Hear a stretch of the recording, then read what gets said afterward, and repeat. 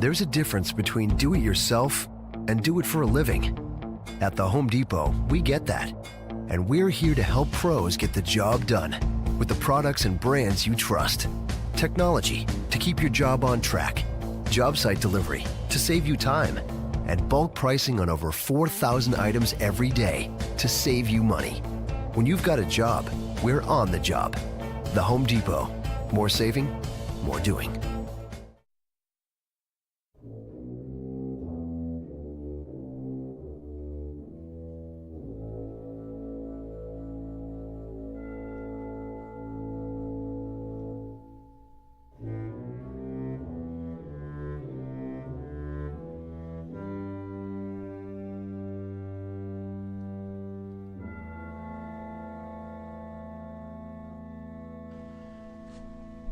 Welcome to Mysterious Goings On. I'm your host, Alex Greenwood. Thanks so much for checking us out. And I'll do my usual mea culpa. Yes, I know I have not been consistently posting. Lots of reasons. Won't go into them now. Got too many good things to cover in this episode. You know, being a writer is a lot of fun, except when it comes down to getting your drafts done and thinking they're the most magnificent thing ever cranked out.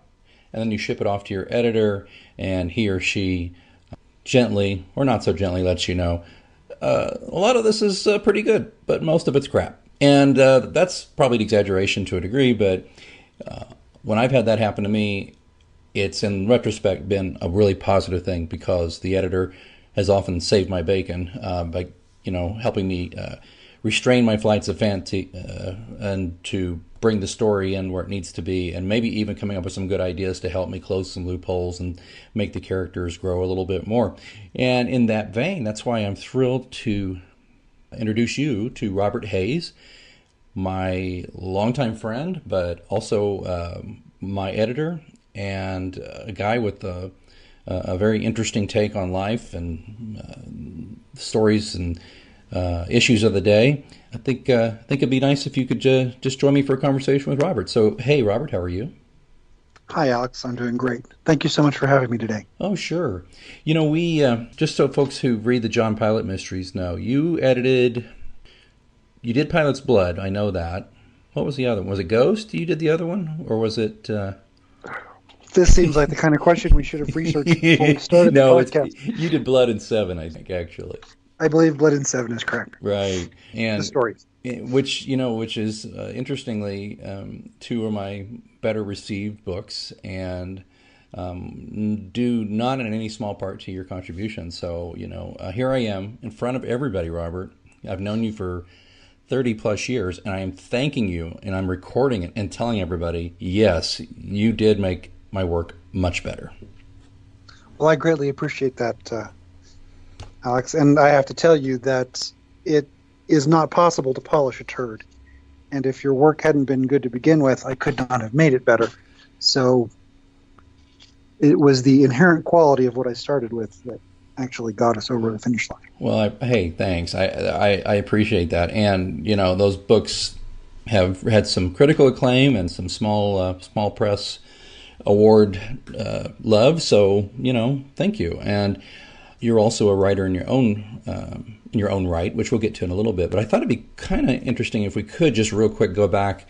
I just alluded to the fact that we've known each other for over 3 decades. I'm trying to remember when I first met you. I know where I first met you. I don't remember the exact day. I was probably in a drama class in high school. So. It would have been in Terry Payne's drama class at Dell City High School in 1985. Oh my gosh. So 35 years, you're older than you think. And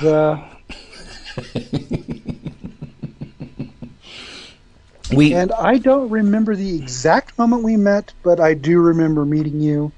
I believe you, Scott Bartley, and Angel Tyndall were sitting cross-legged on various desks in the drama classroom on the first day of class.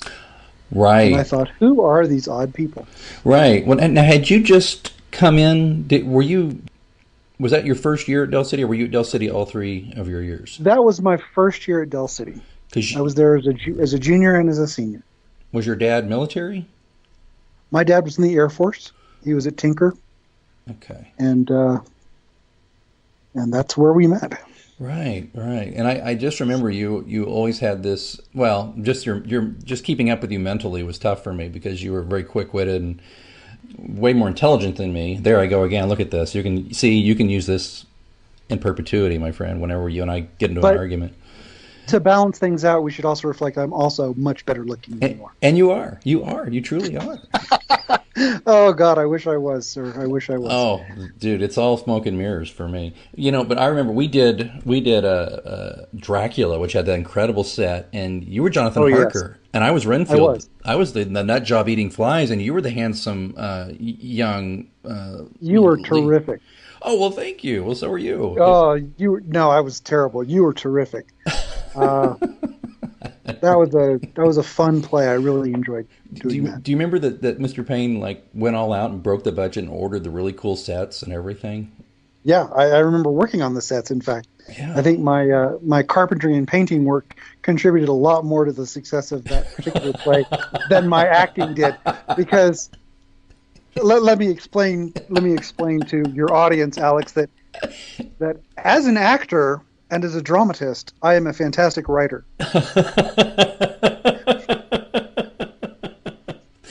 You were not bad by any means, and I could remember my lines, and that's the most that you could say for me.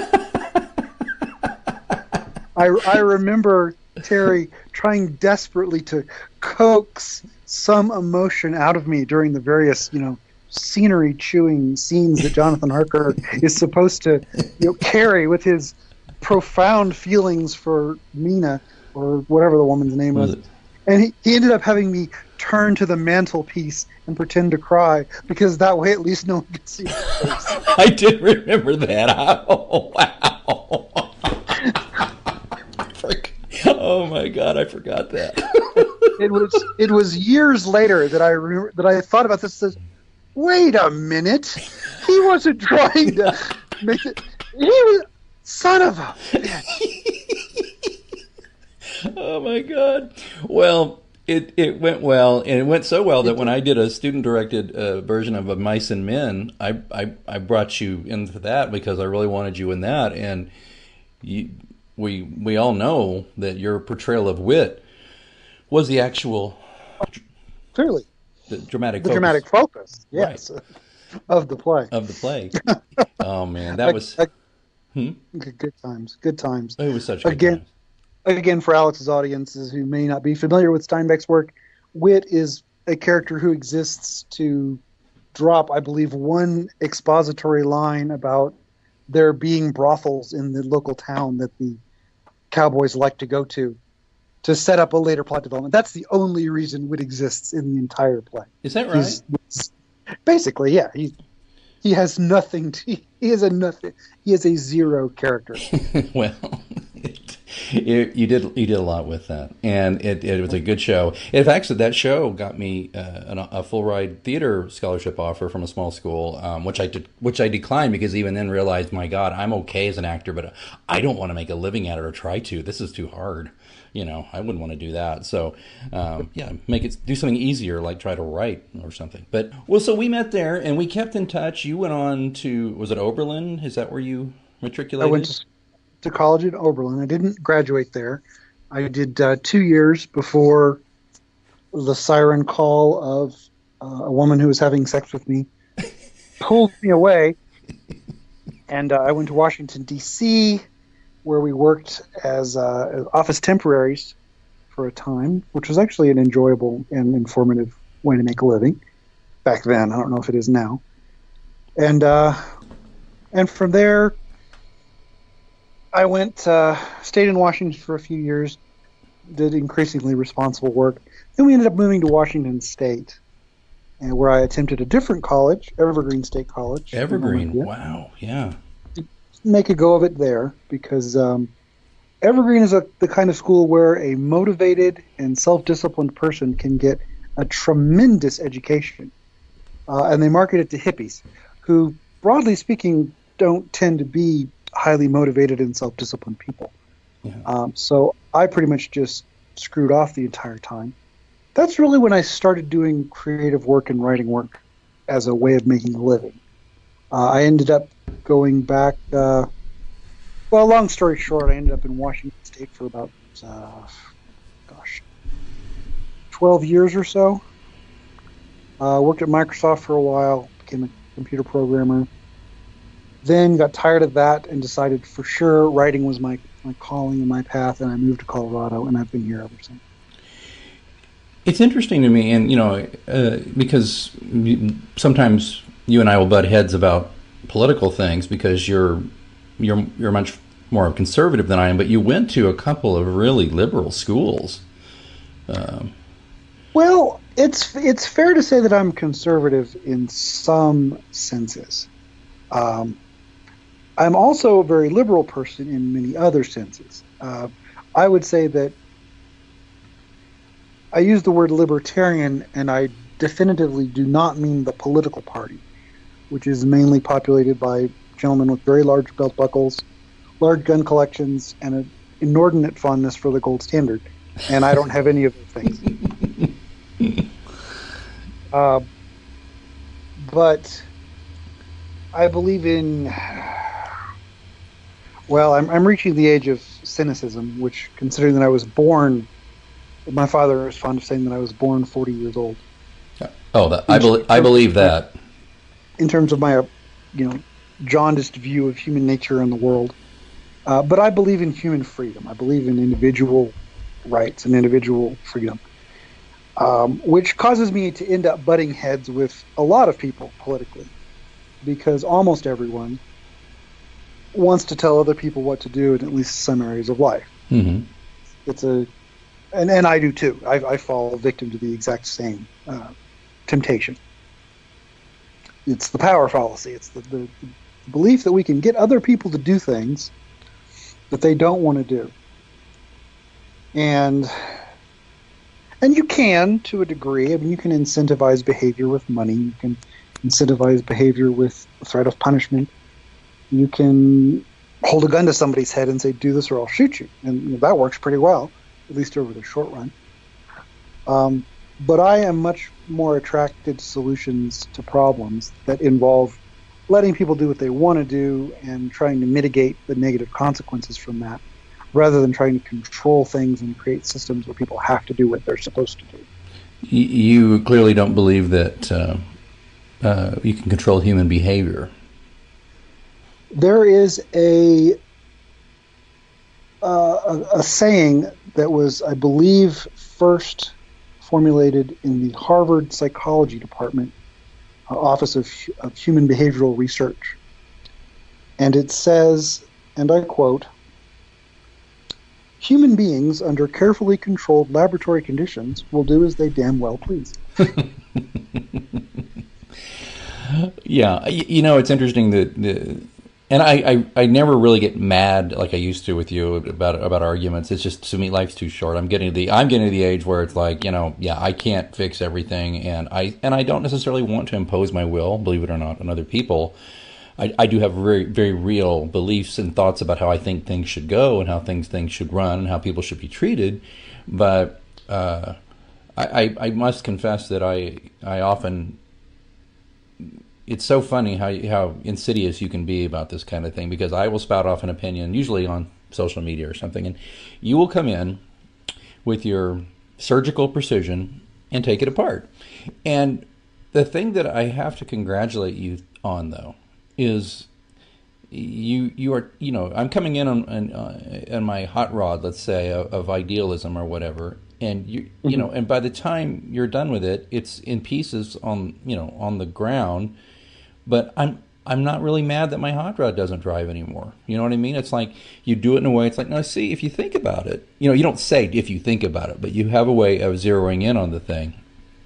And rhetorically, not saying to me I'm full of shit, but just saying, okay, but I appreciate where you're coming from, but your hot rod is ridiculous, and I'm going to take it apart for you now. And here, have a fender, take that home. That's how you do it. It's let's put it this way. I used to be 1,000 times more of an asshole than I am now. 1,000 is a good round number. Mm-hmm. Over the course of many years, I've made some progress on my own issues. So, for example, when we were 15 years old, if we had a political disagreement, I wouldn't be probably coming at you from a point of view of us having a political disagreement. I would be expressing my resentment over something that had happened in an unrelated context, or my feeling of inadequacy compared to you in some area that might, be tangentially connected to what we're talking about, but not really. Right.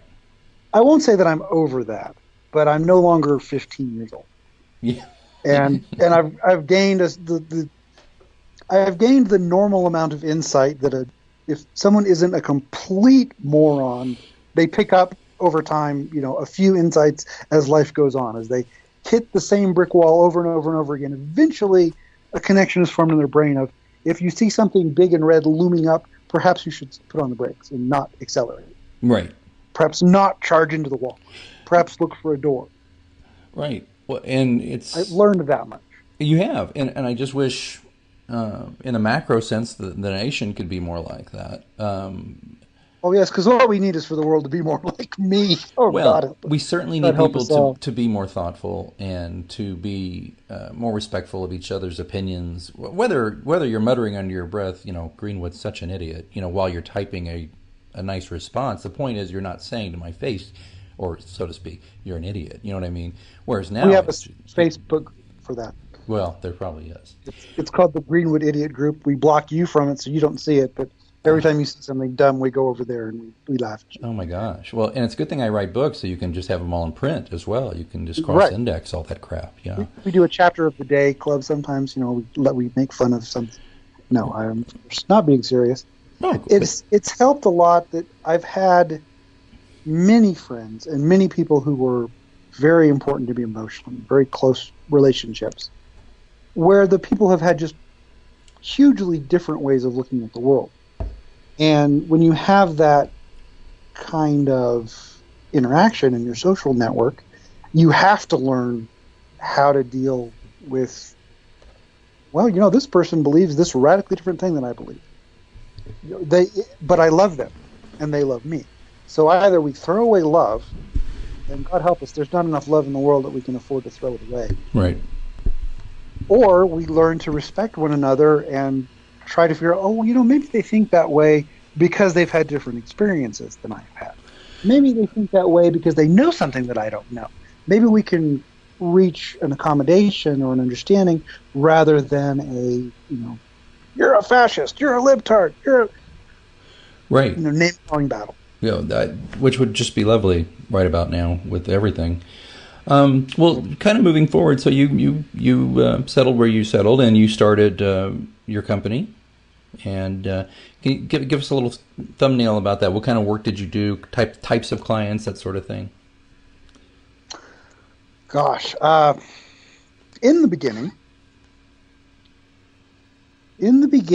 I got a writing job for a marketing guy who was doing an asbestos-related project. And when I was working in those temp jobs in Washington, D.C., one of the temp jobs I had was at an occupational medicine firm called Chase & Associates, where they did asbestos screenings, mesothelioma screenings for occupational health workers, or for occupational health medical, an occupational health medical firm. There we go. And so I learned in the process of in that job, I learned a bunch about asbestos and a bunch about mesothelioma, because that doctor, Dr. Chase, wrote a monograph about asbestos, and I typed it up. I was the typist. Well, when you type something, you tend to read it. Mm-hmm. So I read this, 200-page monograph about asbestos and mesothelioma and how it all connects together and the history of it and all these things that have happened. And he edited it, and this was a major project for him. So I didn't co-write it in any sense. I contributed nothing other than the typing and some grammatical changes. But I ended up learning all of this stuff about asbestos and mesothelioma. So this guy comes along and he wants thousands of articles written about, surprise, asbestos and mesothelioma for law firms who want to attract customers who have been victimized by the asbestos industry. And well, here I am with this, amazing knowledge base that no one else has, because very few people have typed up monographs about asbestos and mesothelioma. So I take the job for him, and I made, I don't know, probably $100,000 over a 2-year period writing articles for this guy. And we ended up writing a book. So that's where it started. That was the first client I had and the first actual writing job I did.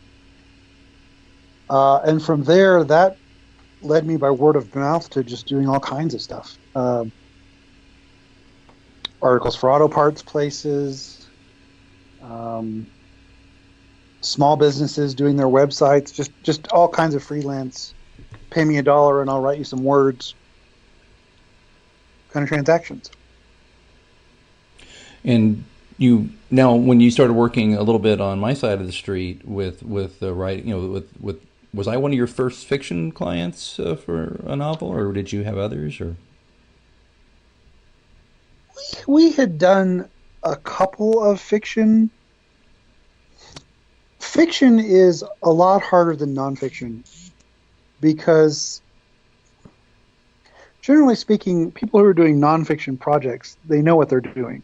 Yeah, they might not be great writers, but they know what they're talking about. The asbestos guy knew what he was talking about. He wasn't a great writer, but he understood how things work. So fiction, and I say this with love towards all my clients, 90% of the people trying to write fiction are terrible. They're just frankly terrible. And there's nothing that you can do for them because the problem is they're not literate. They don't have the ability to write a story. And I hopefully that this will not come back to bite me in the ass as all my fiction clients say, what? And fire me. But I can't work for those people anyway. But they make the marketplace very crowded with, frankly, garbage. Oh, yeah. Your book was terrific. When you get that 10%, the 10% who actually can write, and they just need a little help with their pacing, or they're a little too close to the story. Yeah. Or as in the case of you, I would say they're a perfectly good writer, but they're aware, hey, if I have somebody else take a look at this and make a contribution to it, it will be better than it was when I created it. It will go from good to great, or from great to super great. Well, I appreciate that. I think Stephen King said that if you can't really teach people how to write. If you're you can go to school and you can do things. He says, and if you're average, you might be able to get to be good. And he says, if you're good, you'll probably never be anything more than good. That's kind of where I feel like I am, because I know I'm not great, but I know I'm good. I'm good enough to hold people's attention. But I got to confess, seriously, when I first asked you to do my book, mm-hmm. I was nervous as hell, because you are not a guy to mince words, and you'll spare my feelings a little bit. But I know you. If it had been total garbage, right. I think you would have said something like, hey, you know what? I am really slammed, or maybe I'm wrong. I don't know how you would have said it. What if you'd gotten that manuscript and thought, old buddy, but still, what would you have said if it was not something you wanted to work on? Just no? Or honestly, I would have told you what I would tell any client. I would have said, well, in your case, I'm having a hard time envisioning, because your work was good. So, oh, well, thank you. And actually, I think you sent me a chapter first.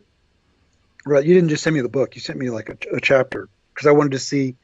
You were asking for a quote, and so I needed to see, well, is this going to be a 6 hours per page thing where I'm totally rewriting his book, or is this going to be 5 minutes per page because it's already great and I just have to fix a couple of typos? Polish it up. And you sent me a chapter, and the chapter was good. I was like, okay, great. And I was relieved, because I didn't want to have that conversation of, buddy, as a writer, you're a great PR guy. Well, you were up there with my late grandfather, who, you have some familiarity with him as well now. You didn't know him, but who wrote for 50 years. And, there was, when a writer tells you, when you're young and impressionable, you can write, and even if it's your grandfather who, he was enough Right. of a pro that he would not have said to me, oh yeah, he would have been encouraging, but he certainly wouldn't. I'll just never forget the time he read something of mine and he said, yeah, you got it, you can do it. And that's all he said. Mm-hmm. You know what I mean? And it wasn't like, here's your crown, Prince Valiant, put this on. It was just, hey, yeah, you can do this, so keep working on it. That was the beginning. I think if he had just been kind of like avoiding me about it, or not said anything positive, or just said, well, there's, you know what I mean, did some grandfatherly thing, or worse. Hey, let's get some ice cream. Yeah, or worse, came around and was completely, too much, putting too much syrup on the pancake. I would have known that too. So when you came back and were like, yeah, I think we can do business. This looks fine. And I was tremendously relieved and glad, because the notes you gave me for Pilate's Blood were really exceptional, and you also did such excellent work with Pilate 7 on those short stories, and I believe I give you some credit in the acknowledgments for Pilate's Rose. You didn't edit that one, which we'll get into in a minute, but you had given me the germ of an idea, because I was kind of blocked. I hate writer's block. I just feel like you're just lazy if you have writer's block usually, but I was having a hard time getting the first bite of the apple going, and you came back and go, well, what if Pilate comes back and the cop who he was kind of messing with and Pilate's key is kidnapped or something, and he's got to figure out what happened to her. And I was like, holy shit, that's it! Well, that's what an editor is for, in a lot of ways. You are an extremely easy person to work with as a writer. So many people get I don't want to say an unhealthy emotional attachment to their work, because you have to be attached to your work. You have to care. But some people get so besotted with their work that, no one thinks their baby is ugly. Yeah. No matter how ugly your kid is, you think your kid is great looking. Right. But there are some parents who take, their child who frankly looks like Winston Churchill and a turd were merged genetically, and they think this kid is going to win beauty pageants. And you're like, I hate to break this to you, man, but that's the hormones talking. Your kid is ugly, and they're not going to be the next William Shatner. They're not going to be this gorgeous hunk of sex machine ever, because they're ugly. And a lot of writers, they'll create something and they just love it so much. They cherish it and they hug it to their bosom, and it's wonderful. And if you say, I think that this A here should actually be Anne, they scream at you because you don't understand the majesty of the choices they've made. Oh. You have none of that.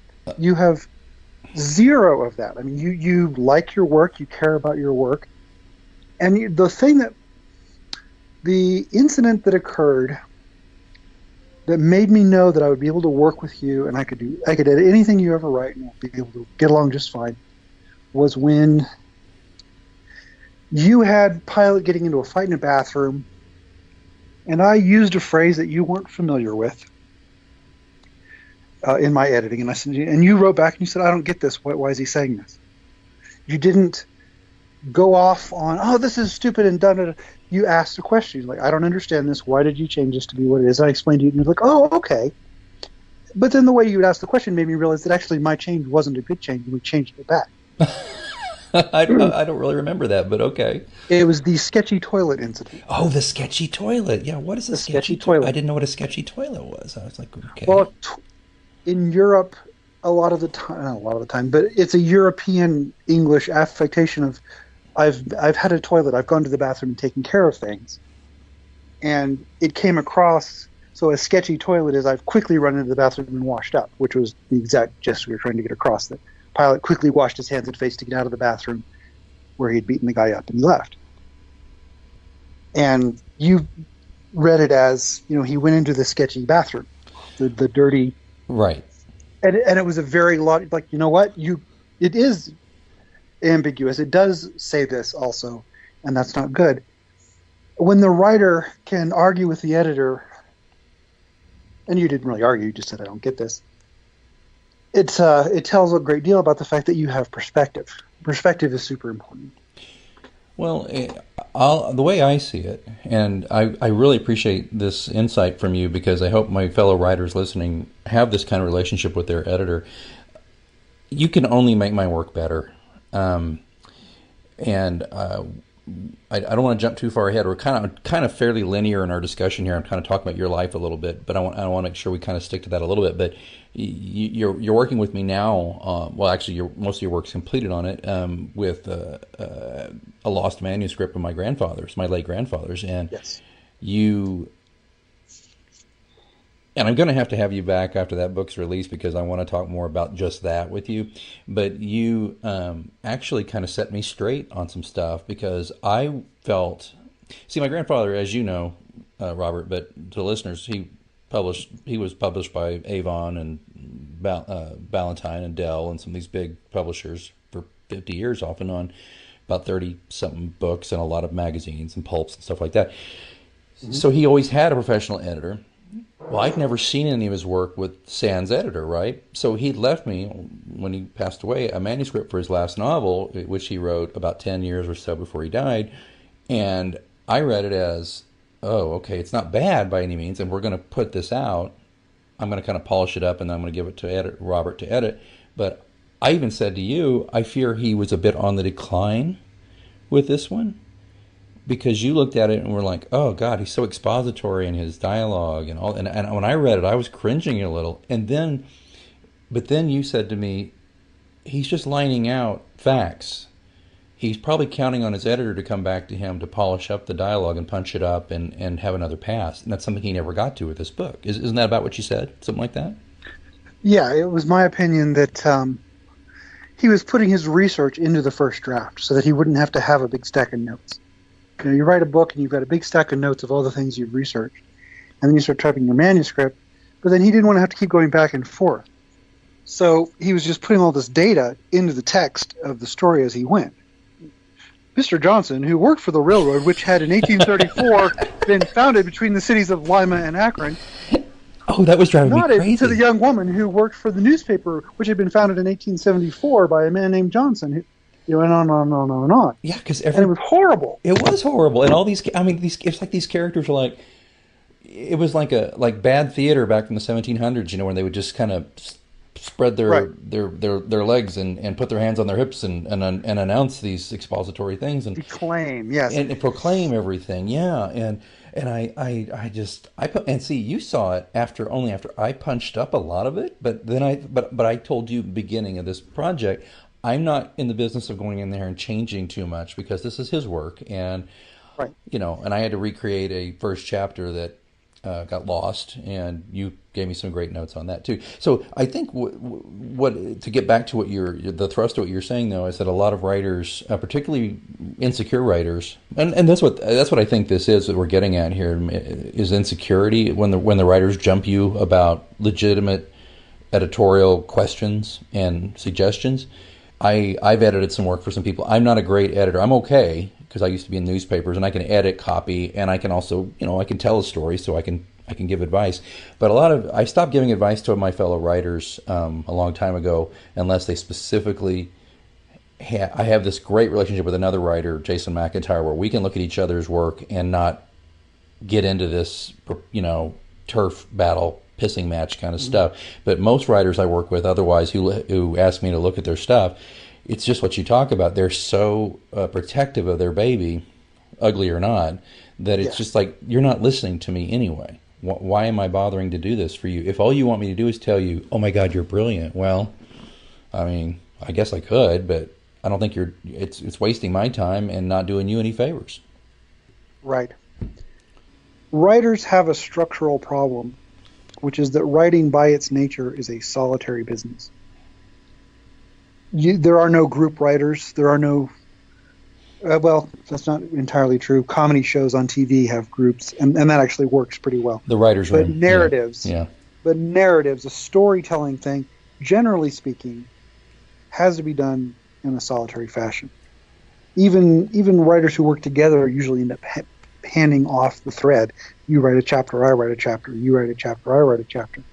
Because for writing, you go sit down in a room with the door closed and no distractions, and you and the keyboard have an essentially masturbatory relationship where you're all by yourself and you create something.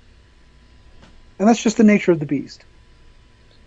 The problem with that is that since you don't have to work with anyone, you never are forced to develop those social skills that people in other lines of work have to develop. You know, you can't do that and be a chef. You can't go into the kitchen alone and create greatness and ignore all the people around. It won't work. Other people have to work with you. You have to have a collaborative process. So you have to build collaborative skills. pretty much every job on earth has to build collaborative skills or that it just doesn't work. Writers pretty much don't have to do that. You can be a great writer while being an absolute garbage fire of a human being. Harlan Ellison. Oh. I don't think he was a Too soon? No, he wasn't a dumpster fire of a human being, but he was extremely difficult human being. Oh my God, he was, yeah. And if he had been the manager of an Office Depot, then at the age of 25, he would have learned how to not be such a difficult human being because he would have had to. Right. But as a writer, he didn't have to. And human beings are lazy. What do? We do the things that we have to do. Yeah. Do we do anything more than that? Maybe Jesus did, but most people don't. It's the path of least resistance. Everybody takes that. Right. And behavior. At most, you'll see someone who's really motivated and really wise will, go out of their way to try to be a little bit less of a piece of garbage. And that's you see that and you're like, wow, what a great guy. He only robbed those people. He didn't rob, sodomize, and murder them. He really stepped up. Oh, so you're writing and editing. You're running your business. You're doing well. Well, for a certain value of doing well. Yeah. And so what goes on next? What happens? Well, I got married. Big mistake. I'm delighted to have the daughter that I have. She's a wonderful person, so I would not change anything. But I should not have gotten married. I was not ready for marriage. And I very badly treated the woman that I was with, which is a pattern in my life. And I ended up running into some financial trouble, as you know. Mm-hmm. And I used to say I made the stupidest decision of my life, but I've subsequently made worse ones, so I'm not really sure where it stands in the rankings as of now. But as of then, it was the stupidest decision I made in my life. We ran into some trouble, and we were in danger of losing the house. They're going to be foreclosed on. And instead of asking for help, I decided in my impeccably brilliant way that robbing a bank would be the solution to the problem. Get the money that I needed to pay back the house and get out of this little hole that we had dug. I won't go into the complexities of why we were in the hole. I'll say that it was largely my fault. Other people had some contribution, but it was largely my fault. So I went up to Denver. I did a lot of research, actually. And actually, to give you some context, probably the year before this had happened, we had been in financial trouble, and we'd gone in and out of financial trouble. And a lot of that was the nature of the freelance lifestyle. Sometimes you've got great clients and you're making all kinds of money, and sometimes there's just not, the doorbell is not ringing, the phone is not ringing, the email inbox is a desolate wasteland with tumbleweeds rolling by. And so we kept going back and forth. We'd be up a little bit, then we'd be down. We'd be up, we'd be down. Then we were down for a while, and as I said, we were going to lose the house. It's going to go into foreclosure. So over the course of this year, while feeling desperate about a lot of things, I had started doing research on how can I make several $1,000s quickly without doing any work. And, well, it looked like robbing a bank was a great idea. Huh. A lot of people get away with it. It's easy. And it's quick. And you get cash. It's not like stealing a car where you then have to go find someone to buy the car. You've actually stolen the thing that you needed. It's right. Very direct. John Dillinger was once asked, why do you rob banks? That's where the money is. That's where the money is, yes. It makes it very simple, Can I stop you for a second? So your research indicated that people got away with it. Well, the overall clearance rate for bank robberies is about 80%. Are you serious? What clearance rate means someone is caught and convicted. So, for example, homicides, the clearance rate is in the 90% range. Generally speaking, if someone gets murdered, they find out who did it, and that person gets caught, and that person goes to jail. generally speaking. There's some exceptions, but it's a very serious crime. They take it very seriously. They put the resources in. They catch the person. Shoplifting has a clearance rate of probably 2%. For the most part, you can get away with shoplifting all day long. Had I been rational, I would have shoplifted 100 times and paid the mortgage that way, if I had to do it via crime. But bank robbery, the initial rate is something like 50%. And over time, more people get caught because they do multiple robberies, and an MO gets established, and they start seeing a pattern. They know where to look. But very few people, not very few, but it's a crime where you can get several $1,000s, and you've got a reasonable chance of walking out of the bank and not being caught, and actually even getting away with it. As of course you already know the end of this story. I didn't end up getting away with it. I got caught. Now, can I just stipulate here? And you didn't threaten to hurt anybody. Oh no. Part of the research I did. Well, I'm a relatively nonviolent person to begin with. Right. When I was doing my research, I discovered that, generally speaking, banks are train their tellers to cooperate with robbers, to give them what they ask for, to not put up any resistance, to not do anything that would require you to threaten them with a weapon. In fact, using a weapon in a robbery in most places more or less doubles the severity of your penalty if you are caught, while not getting you any extra money. So there's no point in taking your gun on a bank robbery. If you're doing what's called a note robbery or a drawer robbery, where you're going up to a teller saying, "Give me the money," taking the money and running away, having a gun is not going to increase your chances of success at all, but it does greatly increase the penalty if you are caught.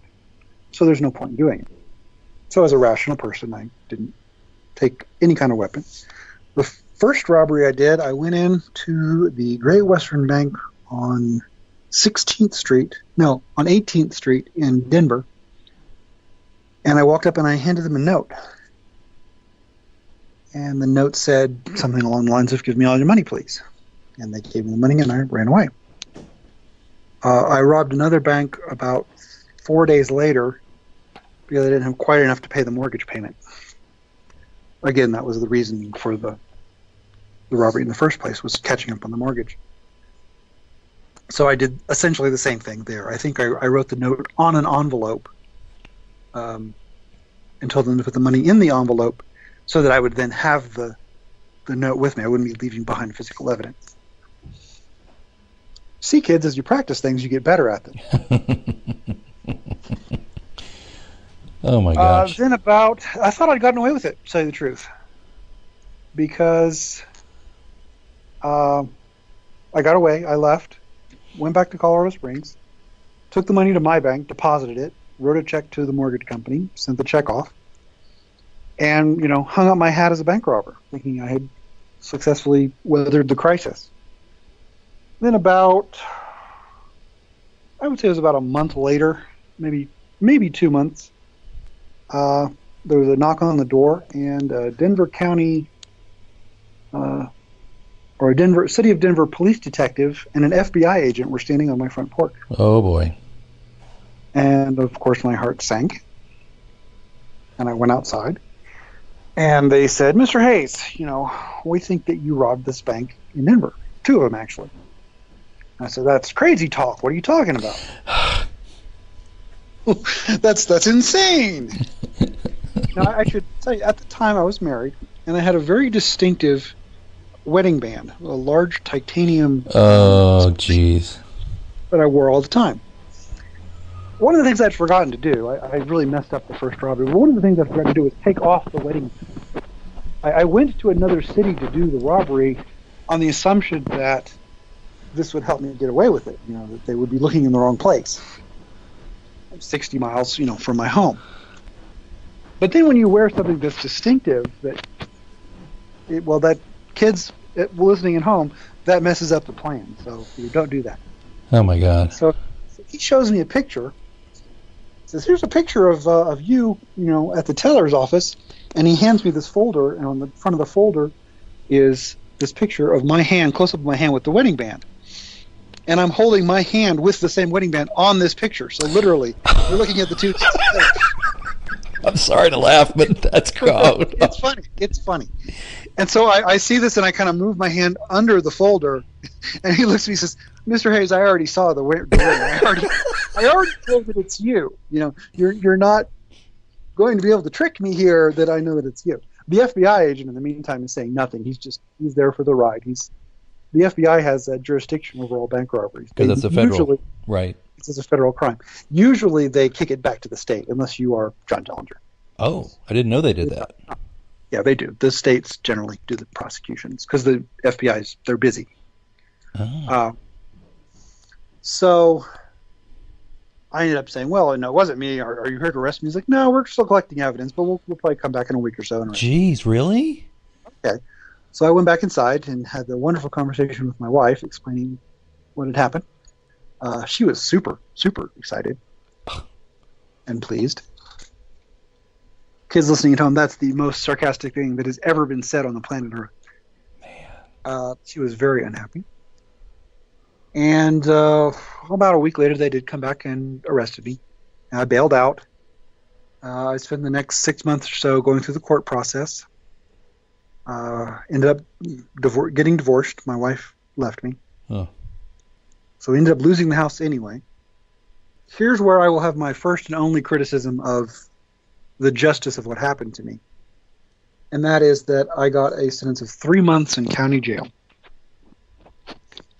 And I got that because I had probably the best defense lawyer in the state of Colorado, an absolute genius of an attorney. And also it was a first offense, and I was middle-aged. And they knew that I had done it for the mortgage, so it wasn't me stealing money to go buy drugs with it. It was a man trying to save his house. Blah, and blah, you didn't threaten anybody. Didn't threaten anybody.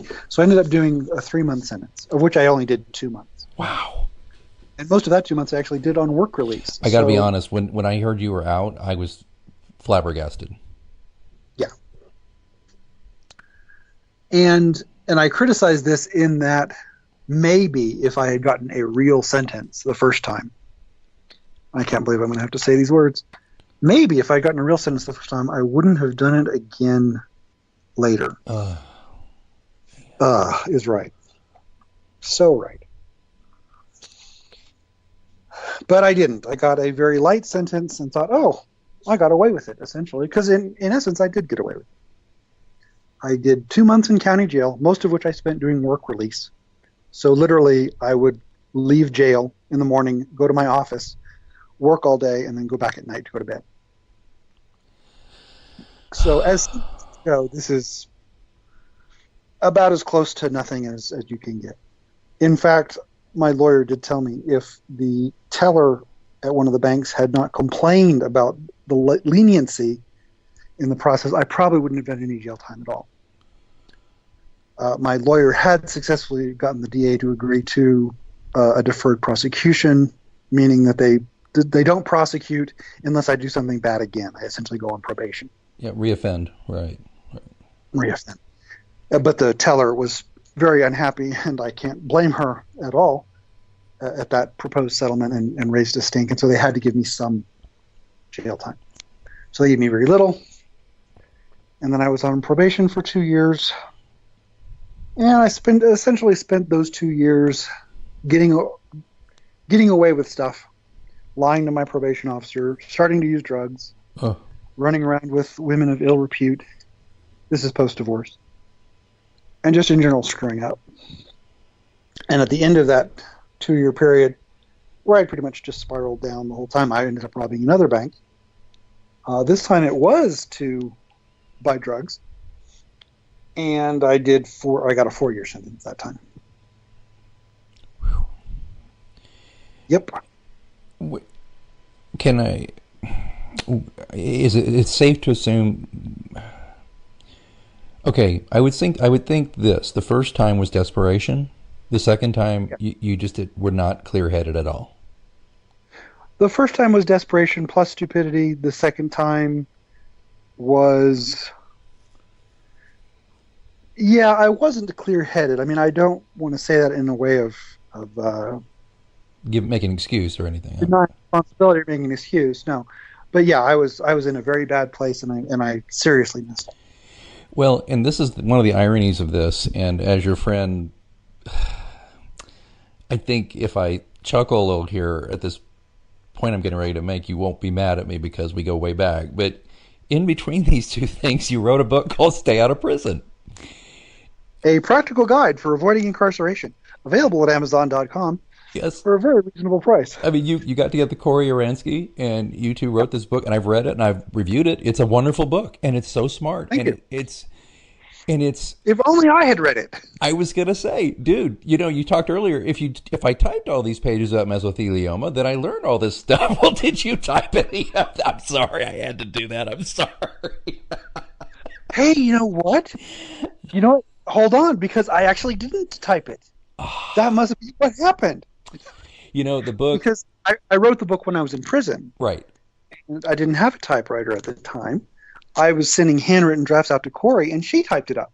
So Corey knows all the things about how not to go to prison, but I don't actually know them because I didn't type them out. Well, that must explain. But this That book, explains. it came out in 2015, and it is on Amazon.com, and we'll put a link in the show notes. This is a great book, whether you're just fascinated with the criminal justice system, as I am, or Robert's story, which is interesting too. But it's this wonderful tome about, and it's written the way Robert talks, and it's very no nonsense and very intelligent. And you say in the book, my purpose is not to help you commit a crime and get away with it. My purpose is to help you stay out of prison. And then you're like, prison sucks. This is, or should be, intuitively obvious. But while very few people think, yay, prison, free food, free rent, sounds great, even fewer people understand the real reasons why prison is so awful. So, you talk about, and you go in depth about how the psychological adjustments necessary to survive in prison can warp you if you're in there long enough and make it where you're, I guess, effectively institutionalized and can't make it out in the real world. Is Yes. that what you're getting at? Yes, it's hardly an original point to me, but it is extremely true. The mentality, human beings do what we have to do to survive. Right. If I put you in a situation where you have to be a sniveling coward to survive, and then I take you out of that situation, you're going to be a sniveling coward going forward until new conditions require you to change. But human beings also are limited in the flexibility we have. You can learn a way of life, and if you have to change it, usually you can. But if you keep having to change, or what's worse, if you have to keep flipping back and forth, a lot of people simply don't have the resources, the internal resources, spiritual, mental, moral, whatever you want to call them, to do that. I just looked up online, a friend of mine from one of the prisons I was at, and he had gotten out before I got out, and I saw that he just picked up a new 10-year sentence.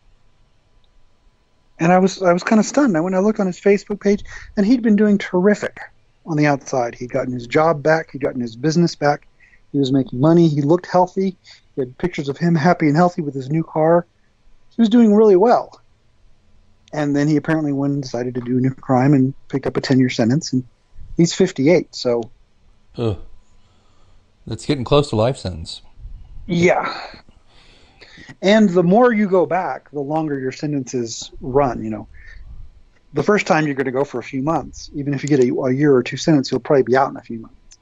The second time, you're going to do some of your time. And as you keep racking those up, you get less and less love from the system. Not incomprehensibly. When you're on there on your 9th go-around, they figure, well, maybe we should just keep him here for the whole time. Yeah. He's not getting any better. So is he, in your opinion, just been infantilized by the system and he just needs to get back into it? Does he have a subconscious need to do that?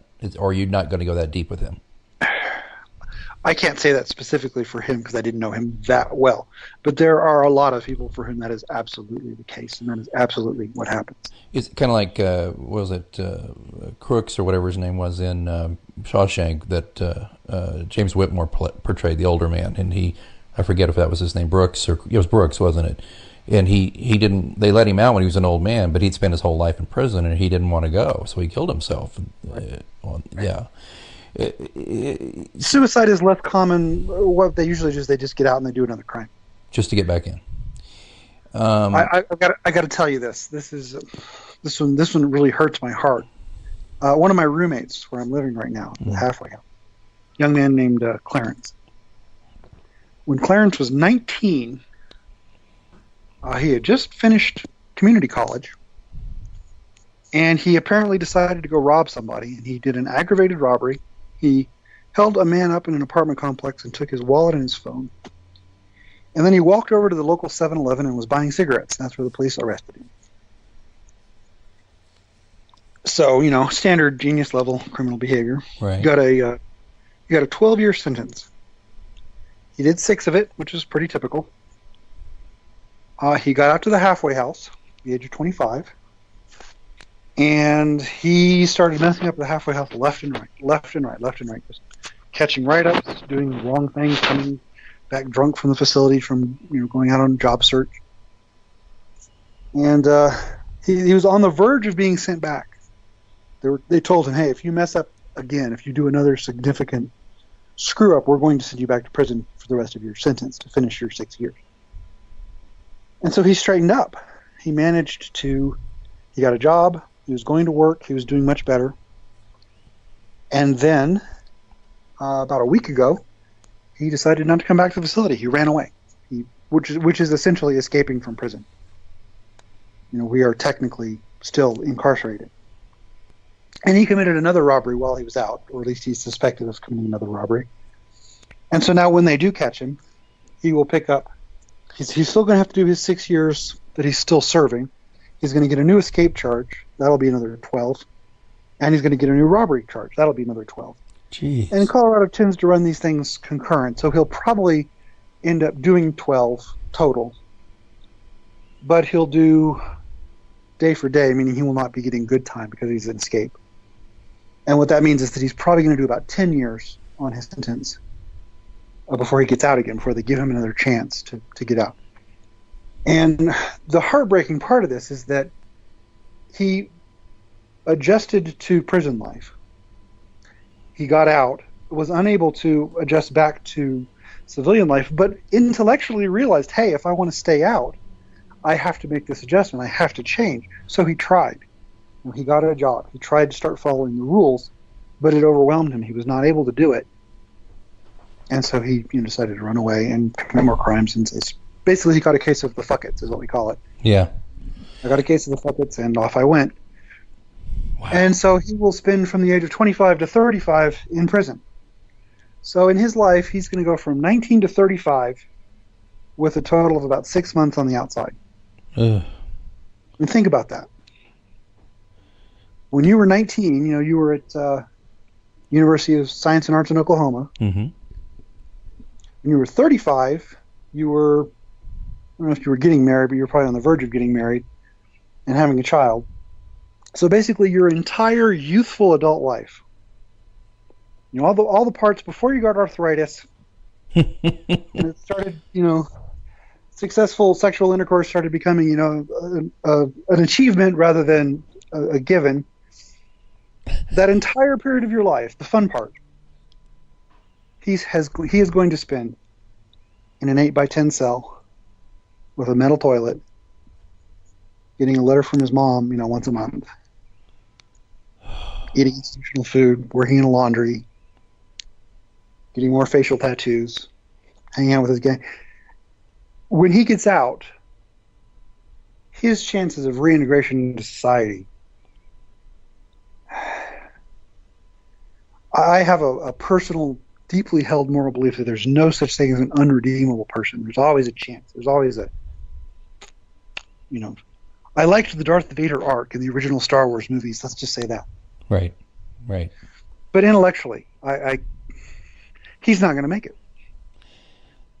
He's going to get out at 35. He's probably going to go out and, do another robbery and go back to prison for another 20 and repeat, rinse, repeat until he's either 60 and he's just so old that he can't live that life anymore, and he just becomes a broken person, and he'll be, out of prison but homeless, living under a bridge, or he'll die in prison, one or the other, if he does something bad enough to.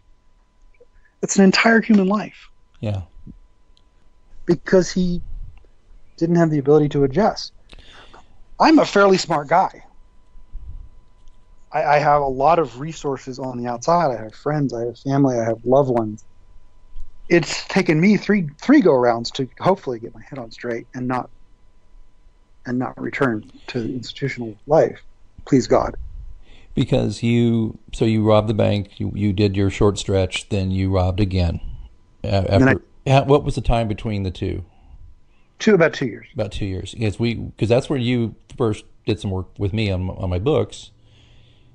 Right. And then you had some wonderful things start to happen in your personal life, which I don't want to go into. You can, of course. Well, that was a little bit later. Oh, that was later. Because I did go back again. I've been incarcerated 3 times. Once in jail, twice in prison. Okay. About a year and a half ago, I sold drugs to an undercover police officer, and I went to prison for another year.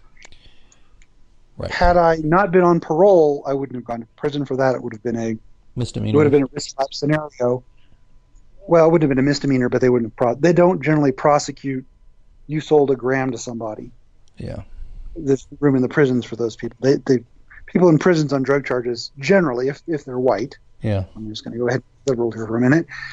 Are there because they did a lot of drug charges. Yeah. This was just stacked on other things you had done, and they were like, okay, you're. So I went to prison for violating my parole rather than for the actual thing that I did that violated my parole, which may be a distinction without a difference. But did you? Have you always had an issue with substances, or is this something that came on later in life due to circumstances and it became a coping mechanism? If you don't mind me asking. It's been I have no secrets, Alex. You can ask my credit card number and it'll tell you, and then I'll laugh because good luck getting anything out of it. The big answer to your question is that I've had a lifelong substance abuse problem. Substance abuse from the age of about, I will say, 21 became a coping mechanism.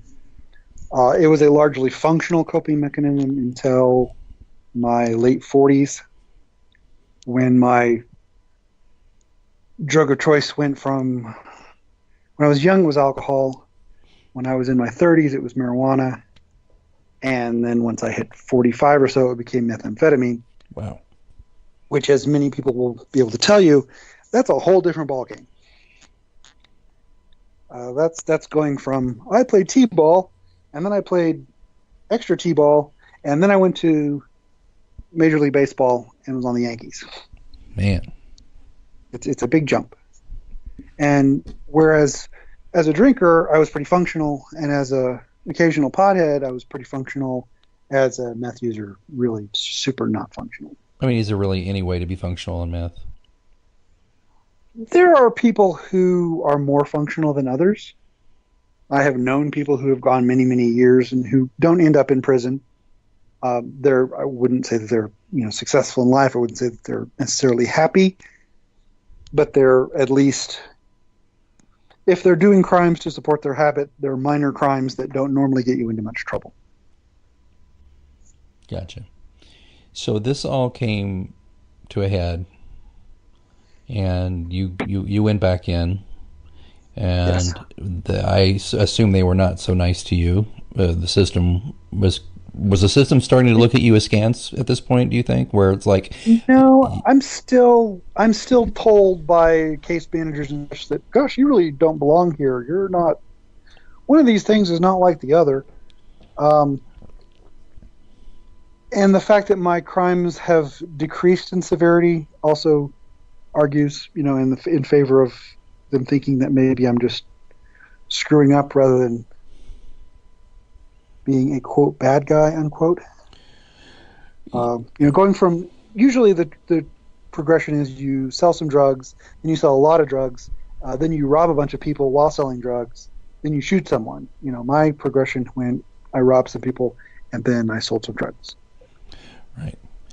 So hopefully my next crime will be jaywalking. Well, with that bicycle of yours, you may. I will get a municipal ticket and pay the $200 and go about my business. So are you where we could of course go for hours, and we've gone along here at time, but so where, just to kind of broaden the view again on this, the more macro, where are you now then? Living in the halfway house. I will be at the halfway house for another 2 or 3 months, I would think. It's going to depend on actually me being able to find a place to live, but I will be eligible to leave the halfway house in 2 or 3 months. And at that point, will you still be on At that point, I will be on parole for about 1 more year. And that means regular visitation or discussions with the parole officer. Is that in person every time? Yes. Generally speaking, I don't know exactly how often because there's a wide range the way they handle it, but I could have an appointment every 2 weeks or an appointment every year. It really depends on how severe they decide my risk of reoffending is. Yeah. Most likely it'll be once a month where I go to the parole office, see my parole officer. I'll have a couple of urine tests a month probably because I had a drug crime to make sure that I'm not using. And if I'm behaving myself and not getting high, then I'll quickly proceed off parole. And I think it's a little bit complicated. I don't want to bore your audience with it, but effective March of next year is when my year of parole would start. And the year will actually be up in about 9 months. So basically, at the end of 2019, I will be off parole. God willing, and the creek don't rise, and I don't go rob another bank. Which I'm sure you won't. And you've, are you in a program too to help with your substance issues? If I may ask, is there something that's helping you cope with that? How long do you have, buddy? Let's say that the in Colorado, the halfway house environment is not super conducive to recovery. There are classes. I'm in a class. I go to the class once a week. So far, of the 4 classes I've had, we've spent 3 of them watching the movie 28 Days with Sandra Bullock. Excellent actress and very attractive woman. Yeah. Which is about recovery, so in that sense, it's kind of good, I guess. I guess. But they don't do much for you, no. Do you have to avoid triggers? I know in your book you talk about when you get out from jail, avoid people who are going to help you reoffend. If you have a substance problem, you obviously don't go sit around a bar, and you don't hang around with heavy drinkers and people who want to use in front of you. Those people are off limits, right? That's one thing. Yes. That is a critical thing. Having what we call pro-social friends, a network of sober people that you hang out with and spend time with who are doing positive and productive things is incredibly important. It's funny. When I got out last time, there was a young woman who used to sell me drugs. She has since gotten her life back on track. And when I got out, I took her to lunch one day. And we were both very awkward, and this is what regular people do, isn't it? It's like, yes, it's like we have lunch and we talk about things. It's like, we're not going to go get high. It's like, no, we don't do that anymore. It's like, okay, so we're going to eat these fries and this burger and talk, and then we'll go home. Like, yes, that's what we're going to do. It's like acting out a kabuki play of this is what sober people do. Well, let me ask you this then. And this has given me some thought about you that I hadn't thought previously, is do you want to edit work where the character has some drinking issues? Was that a trigger for you? Is that a problem? No, not at all. Not at all. I'll tell you the huge trigger in my life, and a lot of addicts will tell you the same. I go to Narcotics Anonymous once or twice a week, and that's an enormous trigger. Every time I go to an NA meeting, I come out wanting to go get high. Because people tell stories about getting high? Is that why? Not exactly. Just it's critically important to do that recovery work, and I haven't gone out and gotten high. So it's not a trigger that can't be, avoided. And I think I'm told that it does diminish over time and it becomes less and less like that. But what it does is it reminds you of the lifestyle you used to have, Right. which in some ways was super fun. Okay, parents listening at home, cover your children's ears. Drugs are a lot of fun. Okay, you can uncover them now. When you stop, you quickly you remember when you're reminded, like, wow, it used to be that I would meet this attractive woman, like this woman who's telling her story, and we would go get a motel room and have crazy sex for 3 days while getting super super high, and we don't do that anymore. But I remember doing that, and it was super fun. The prison part was not fun. Right. Being awake at 4 a.m, puking was not fun.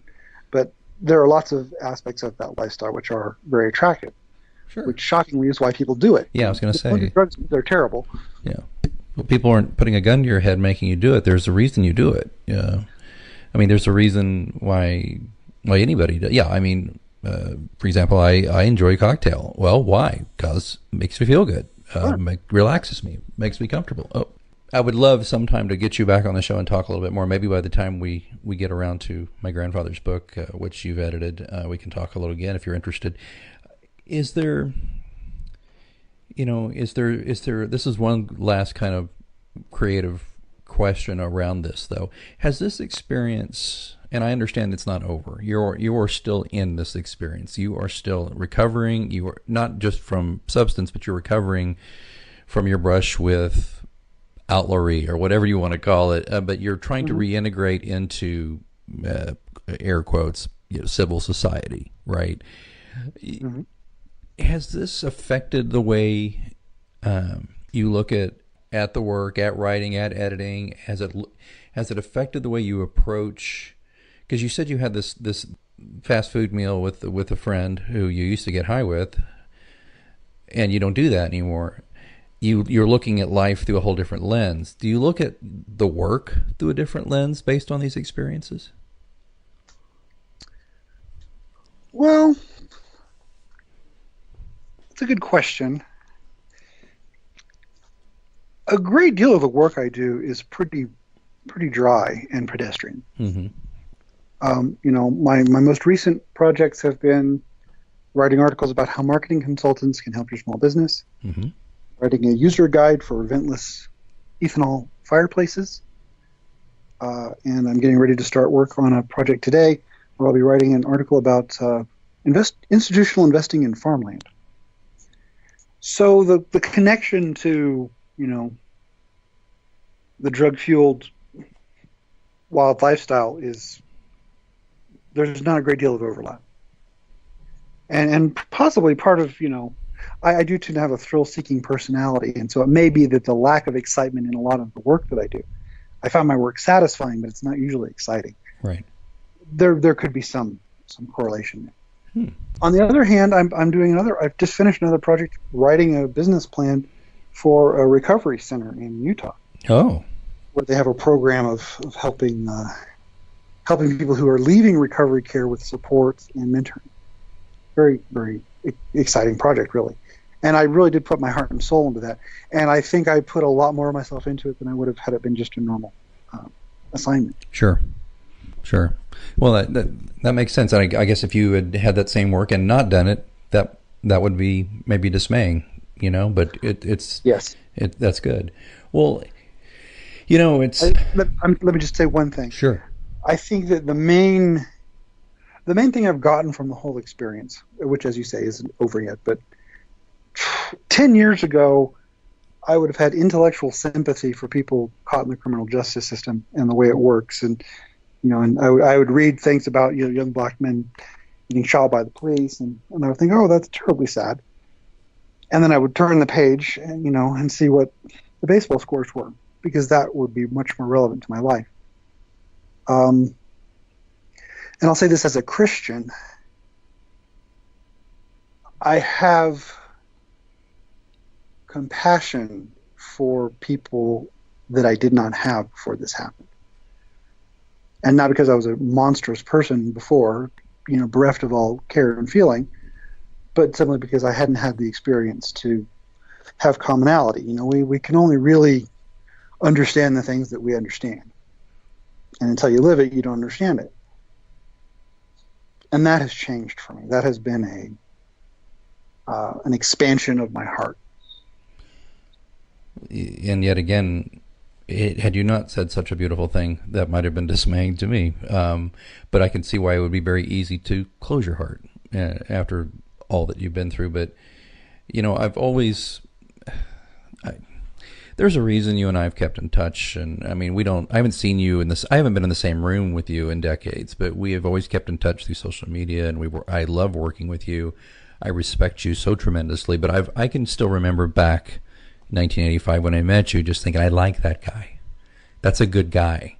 Yes, he can be annoying, although when we did the underground newspaper together in high school, I could think, my Lord. Do you remember the Eagles edition? Oh, you just set the Wayback Machine. Yeah, man. I cannot think of a better partner in crime. I mean, you were so up for it, and getting hauled into the principal's office and all that, but it was fun. Such fun. And you're good times. Listen, for what it's worth, I think you're a hell of a guy, and I think that you have everything it takes to live your life the way you want to live it. And I'm pulling for you, my brother. Pulling for you. Well, I appreciate that very much. If you would come to a reunion every once in a while. Are you going to? Really? Are you serious? Well, I went to the 10-year, and I skipped the others. But are you going to go? If you go to tell you what, if there's another one and you're going to go to it, let me know, and I'll work it out. And in a couple of years when I'm allowed to leave the state, you're a 6-hour bus ride away. It's not like I can't get over there and come say hi. Well, there you go. Or I can definitely come say hello to you once you're out of your current digs, and we can say hello that way, and that'd be great. The rules of Colorado Springs, you don't want to do that. Okay. They would feather you at the border. They and say, MAGA? You'd be like, what? Then get him.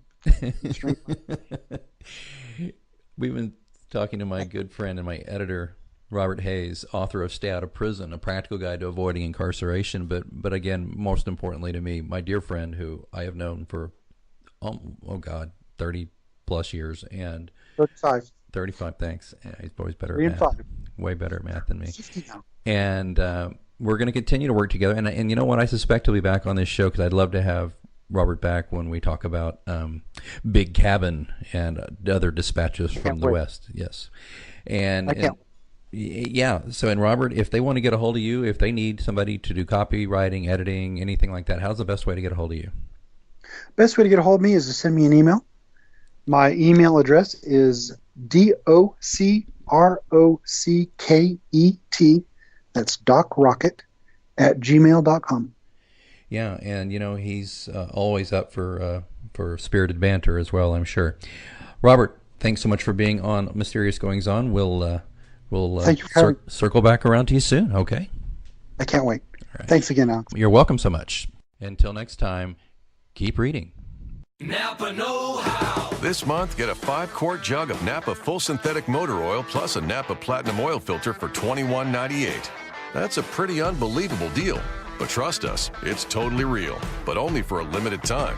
So get Napa Full Synthetic and a Napa Platinum Oil Filter for $21.98 today. Quality parts, helpful people. That's Napa Know-How. Napa Know-How. General states pricing. Sales prices do not include applicable state, local taxes, or recycling fees. Offer ends 4/30/19. Napa Know-How. This month, get a 5-quart jug of Napa Full Synthetic Motor Oil plus a Napa Platinum Oil Filter for $21.98. That's a pretty unbelievable deal. But trust us, it's totally real, but only for a limited time. So get Napa Full Synthetic and a Napa Platinum Oil Filter for $21.98 today. Quality parts, helpful people. That's Napa Know-How. Napa Know-How. General states pricing. Sales prices do not include applicable state, local taxes, or recycling fees. Offer ends 4/30/19.